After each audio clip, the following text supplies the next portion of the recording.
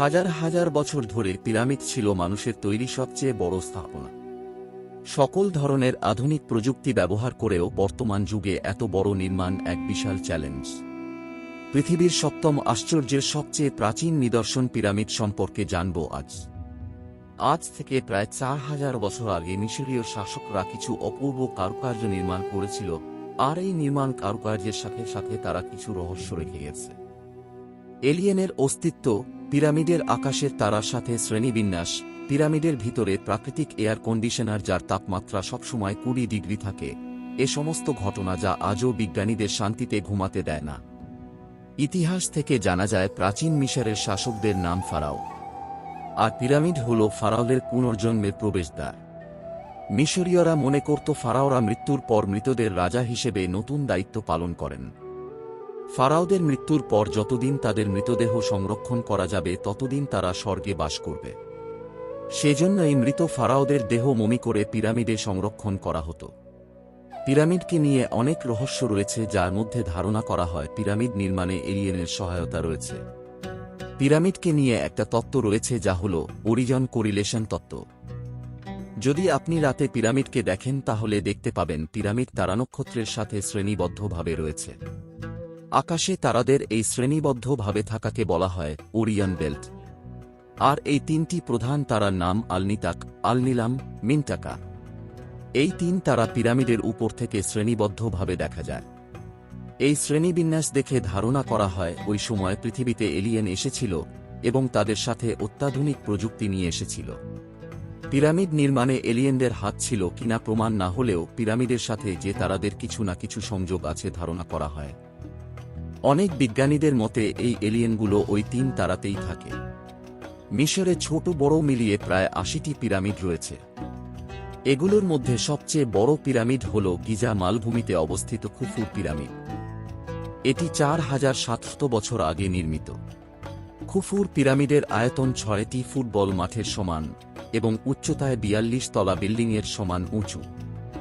১৮৮৯ সালে Eiffel tower নির্মাণের আগ পর্যন্ত প্রায় ৫,০০০ বছর ধরে পিরামিডই ছিল মানুষের তৈরি সবচেয়ে উঁচু স্থাপনা। পিরামিড তৈরি করতে ২০ লক্ষ পাথরের ব্লক ব্যবহার করা হয়েছে। এই ব্লকগুলো প্রায় ৫ মাইল দূর থেকে পিরামিডের নির্মাণস্থলে আনা হয়েছে। ২.৫ থেকে ৫০ টন ওজনের প্রায় ২০ লক্ষ ব্লক তারা মরুভূমির ভিতর দিয়ে কিভাবে পরিবহন করে নিয়ে এসেছে তা সত্যিই এক বিস্ময়। চুনা পাথরের ব্লক দিয়ে বাইরের দেয়াল আর মূল্যবান গ্রানাইট পাথর দিয়ে পিরামিডের ভিতরের দেয়াল তৈরি করা হয়েছে। বাইরের একটি ব্লকের ন্যূনতম ওজন একটি প্রাইভেট কারের, আর ভিতরের একটি ব্লকের ন্যূনতম ওজন ৪০টি প্রাইভেট কারের সমান। বর্তমানে পৃথিবীর সবচেয়ে বড় ক্রেন দিয়ে সর্বোচ্চ ১০ টন ওজন ৫০ থেকে ১০০ মিটার পর্যন্ত তোলা যায়, অথচ তারা এত ভারী পাথর ১৫০ মিটার পর্যন্ত উচ্চতায় তুলে অত্যন্ত নিখুঁতভাবে জোড়া দিয়েছেন। খুফুর পিরামিডের ভিতরে ৩টি চেম্বার রয়েছে। ৩ ফুট দৈর্ঘ্য ও ৩ ফুট প্রস্থে নিরেট পাথর কেটে এই চেম্বারগুলোর প্রবেশ পথ তৈরি করা হয়েছে। পিরামিডের কেন্দ্রীয় চেম্বারে ফারাওদের মৃতদেহ রাখা হয়। এই চেম্বারে পৌঁছাতে ১৫০ ফুট সিঁড়ি পার হয়ে যেতে হয়। আধুনিক মেশিন দিয়ে পাথর কাটার প্রযুক্তির সাথে পিরামিডের পাথর কাটার অবিশ্বাস্য মিল রয়েছে। তবে বর্তমান যুগের মেশিন দিয়েও এত সুন্দর আর নিখুঁতভাবে পাথর কাটা সম্ভব নয়। পিরামিডের সর্বত্রই সুড়ঙ্গতে ভরা।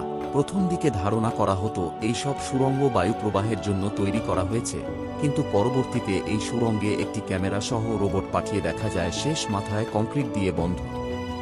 পিরামিডের ভিতরে মূলত ৩টি চেম্বার রয়েছে, যার একদম নিচেরটি হল বেস চেম্বার, মাঝে কুইন্স চেম্বার এবং সবার উপরে কিংস চেম্বার। তবে এই ৩টি চেম্বারে প্রবেশ করা আজও সম্ভব হয়নি। এমনকি ধারণা করা হয় এর ভিতরে আরও অনেক চেম্বার রয়েছে যা আজও আবিষ্কার করা হয়নি। এটাও ধারণা করা হয় ওই সময় মানুষ মনে করত রাজার মৃতদেহ মমি করে ওই চেম্বারে রাখা হয়, তাহলে রাজার আত্মা শাফট করে ওই তারার সাথে সংযুক্ত থাকবে। এটাই পিরামিডের স্টার শাফট তত্ত্ব বলা হয়। কুইন্স চেম্বারের মধ্যে একসময় একটি রোবট পাঠিয়ে দেখা যায় ভিতরে একটি কংক্রিটের দরজা।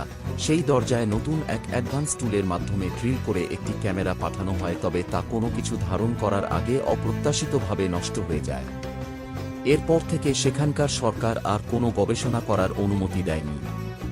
তাই বৈজ্ঞানিক কোনো প্রমাণ না থাকায় ধারণা করা হয় রাজাদের মৃতদেহ মমি করে রাখার জন্যই এইসব পিরামিড বানানো হয়েছিল। তবে আশ্চর্যের বিষয় হল, আজ পর্যন্ত কোনো মৃতদেহ পিরামিডের ভিতর পাওয়া যায়নি। পিরামিডকে এখনও সম্পূর্ণভাবে আবিষ্কার করা হয়নি, তবে যেটুকু আবিষ্কার করা হয়েছে তাতে কোনো মৃতদেহের সন্ধান মেলেনি। তাই বিজ্ঞানীদের ধারণা এটি এলিয়েনদের কোনো কাজের জন্যই বানানো হয়েছিল। মিশরের মরুভূমি, যা কিনা পিরামিডের অনেক কাছে, সেখানে সব সময় গরম বাতাস চলতে থাকলেও পিরামিডের ভিতরের তাপমাত্রা সবসময় 20 ডিগ্রি থাকে। রহস্যে ঘেরা পিরামিডের আরও একটি অন্যতম রহস্য হল পিরামিডের গায়ে এলিয়েনের ছবি।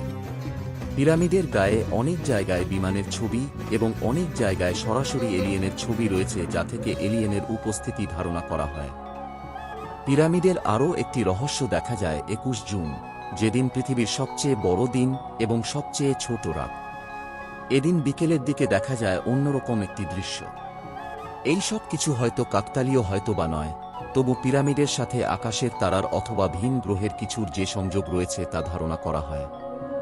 এছাড়া মিশরে ডেন্ডার নাম একটি জায়গা রয়েছে, সেখানে ডেন্ডার নামে রয়েছে একটি মন্দির। মিশরে সেই সময়ে থাকা লোকগুলো তাদের প্রভুকে উপাসনা করার জন্য এই মন্দির বানিয়েছিল, যার নাম ছিল হাথর। আর এই মন্দিরই মিশরের সবচেয়ে রহস্য ঘেরা মন্দির।